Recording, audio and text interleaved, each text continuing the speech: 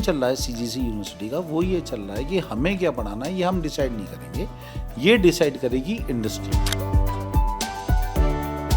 वो हमने ये उठाया कि हमने यहाँ पर न्यूटन और मेटा स्कूल हमने शुरू करें, जिसमें हमने ये कहा है कि पढ़ाएंगे भी इंडस्ट्री एक्सपर्ट। तो आज की तारीख में अगर हम सीजीसी की बात करें तो हम दो पैटर्न पे चल रहे हैं। पहला पैटर्न तो ये कि हमारी फैकल्टी जो है उसे इंडस्ट्री से वो सीख रही है। हमने स्कूल शुरू करे, उसमें हमने यही करा कि एक तो सारे स्कूल्स में हमारे इंडस्ट्री बता रही है क्या पढ़ा रहा है, तो सबसे पहले तो हमने अपना एक जो चैलेंज है उसे क्लोज किया। दूसरी एक बात हमने ये बोला अब इंडस्ट्री को ही बुलाएंगे पढ़ाने के लिए। तो इंडस्ट्री जब खुद पढ़ाएगी तो एक तो बच्चे का सिलेक्शन रेट बढ़ जाएगा कंपनी में प्लेसमेंट के लिए, और उसके अलावा बच्चे को जो पैकेज हम बात करते हैं 5 लाख 6 लाख या 7 लाख पैकेज की,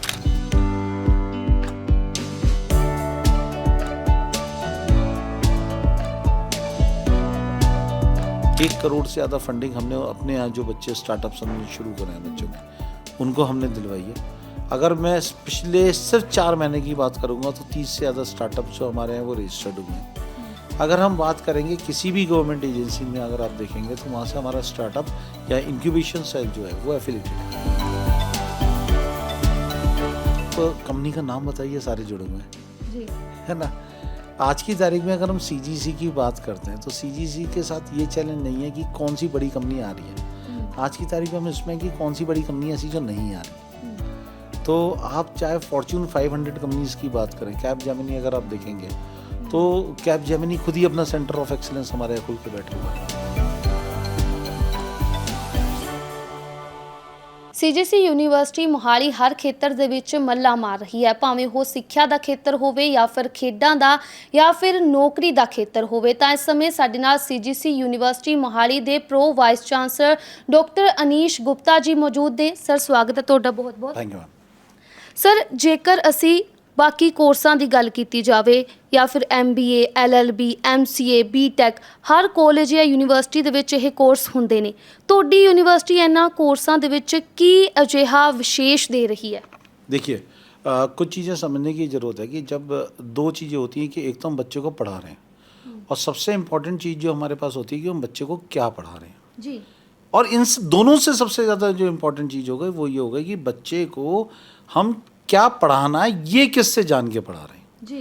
तो जब हम सीजीसी यूनिवर्सिटी की बात करते हैं तो हमारे फाउंडर चांसलर सरदार अक्षपाल सिंह धारीवाल जी, ऑनरेबल MD जो हमारे हर्षदीप धारीवाल जी, उनका बिल्कुल क्लियर विजन है कि जब बच्चा हमारे यहाँ एडमिशन ले तो सबसे पहली प्रायोरिटी होनी चाहिए कि बच्चे का कैरियर बेस्ट होना चाहिए जी।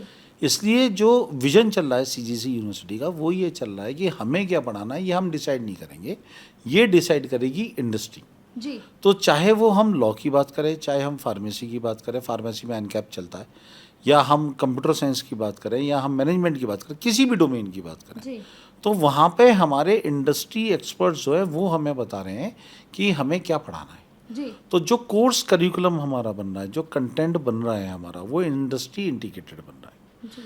इसी को ध्यान में रखते हुए हमने एक स्टेप और ऊपर उठाया है।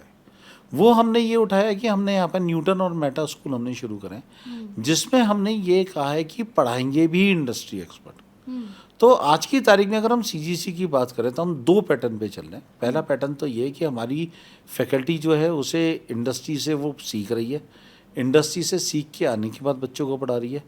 न्यूटन और मेटा हम देखा जाएगा तो कोर एडवांस वर्जन में हम आ गए, जहाँ पर इंडस्ट्री ने ही डिसाइड किया कि क्या पढ़ाना है और पढ़ाने के लिए भी वही अपने फैकल्टी भेजेगी जो हमारे यहाँ बच्चों को पढ़ाएगी जी।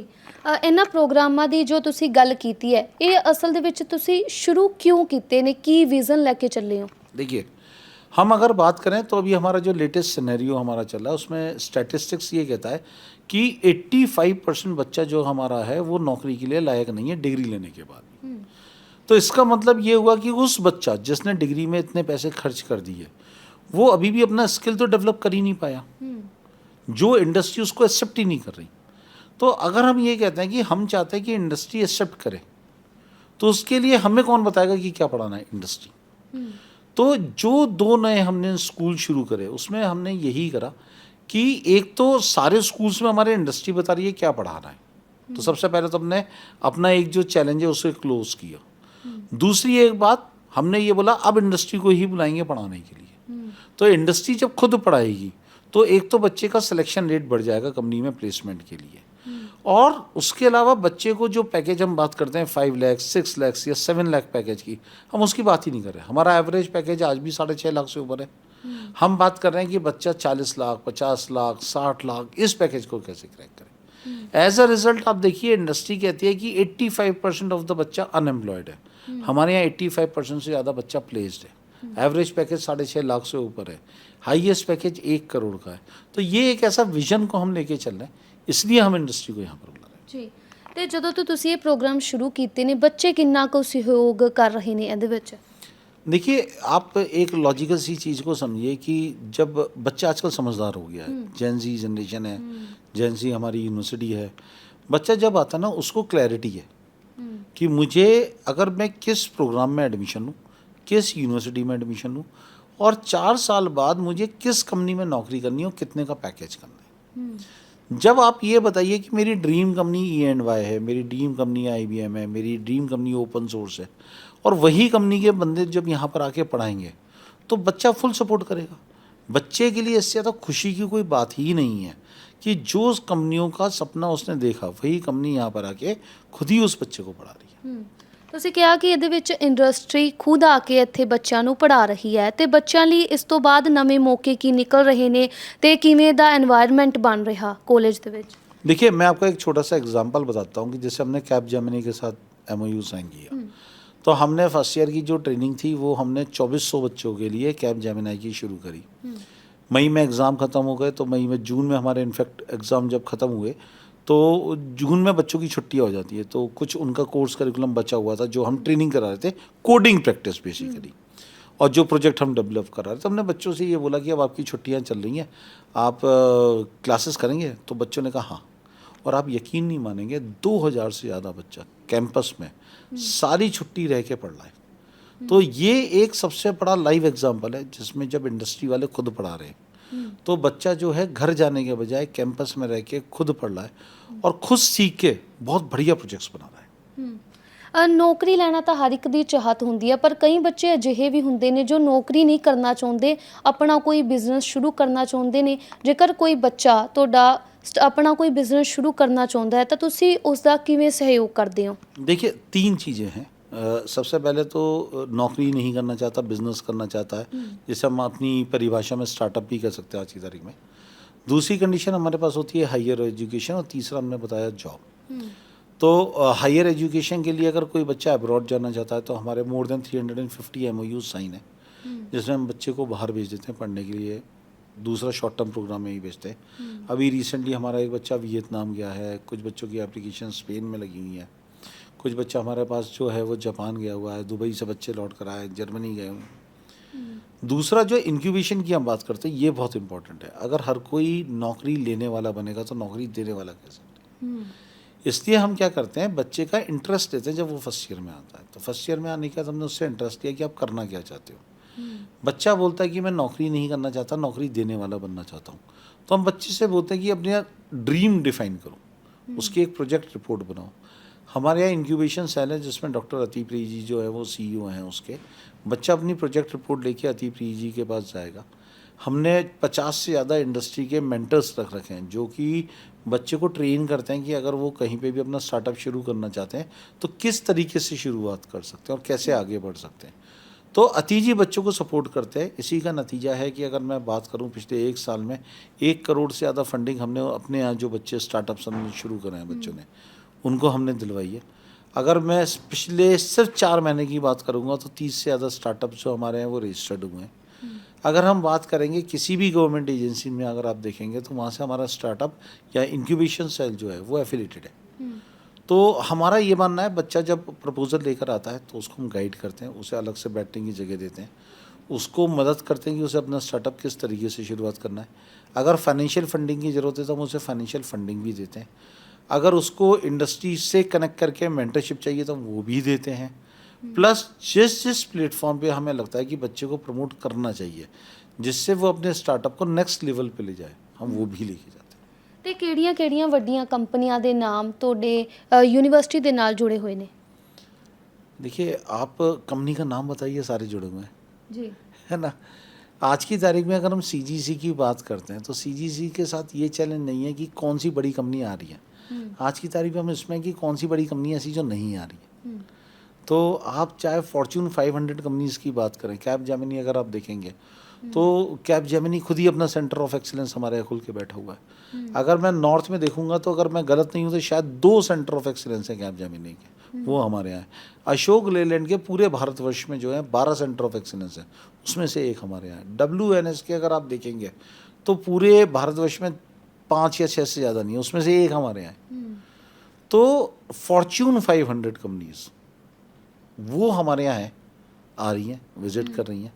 हर साल 1000 के आसपास कंपनी, आप 1000+ इनफैक्ट कंपनीज कैंपस के अंदर आ रही है। 1500-1600 से ज़्यादा हमारे पास ऑफर लेटर्स हर साल आ रहे हैं। अगर आप देखेंगे 10,000 से ज़्यादा हमारा एल्यूमिनाई नेटवर्क है। तो इसी से अंदाजा आप लगा सकते हैं कि शायद ऐसी कोई कंपनी हम नहीं छोड़ ले जहाँ पर हमारा बच्चा उस कंपनी का हिस्सा ना हो। ਤੇ ਸੀਜੀਸੀ ਯੂਨੀਵਰਸਿਟੀ ਮੋਹਾਲੀ ਦਾ ਪਲੇਸਮੈਂਟ ਰਿਕਾਰਡ ਕੀ ਹੈ ਹੁਣ?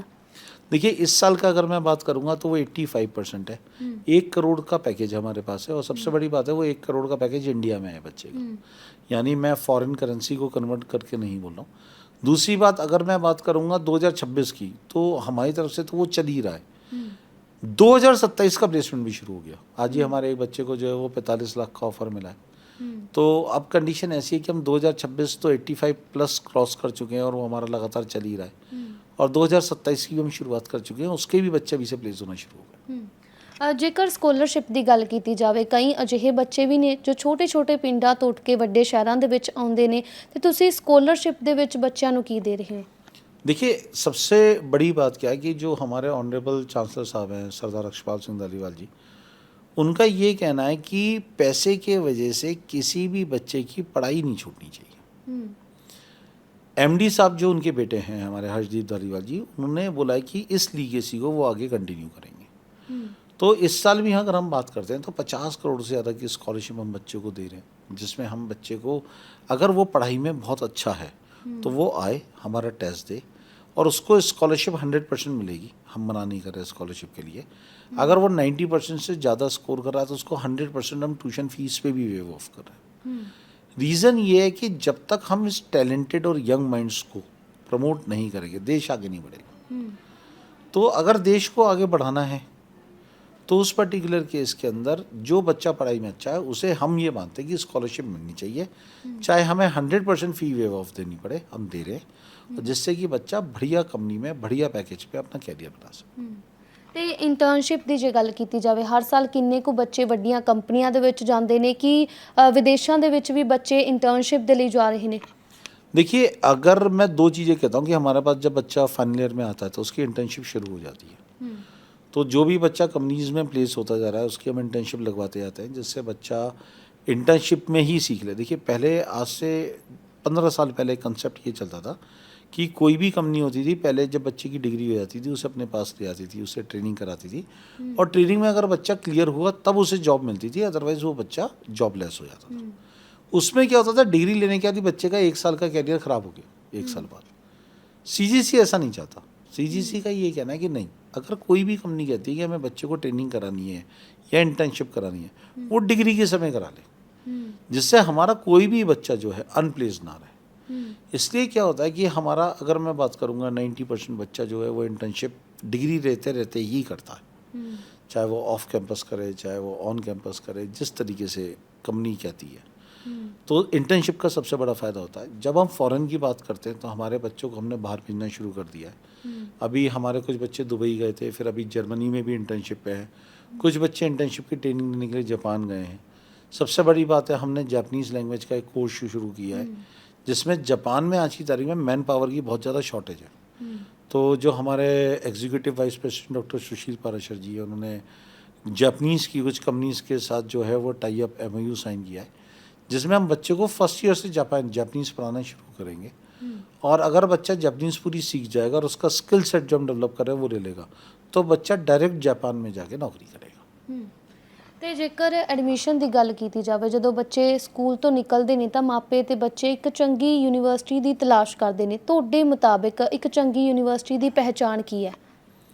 देखिए सबसे पहले हमें ये समझना चाहिए कि 10+2 के बाद जो बच्चा एजुकेशन लेता है वो एजुकेशन उसकी लाइफ टाइम के लिए फाउंडेशन क्रिएट करती है, क्योंकि आज जो बच्चा पढ़ेगा उसी में वो अपना कैरियर बनाएगा और जब तक मतलब जिसे कहते हैं बुढ़ापे तक उसी में नौकरी करेगा, उसी पर्टिकुलर फील्ड के अंदर।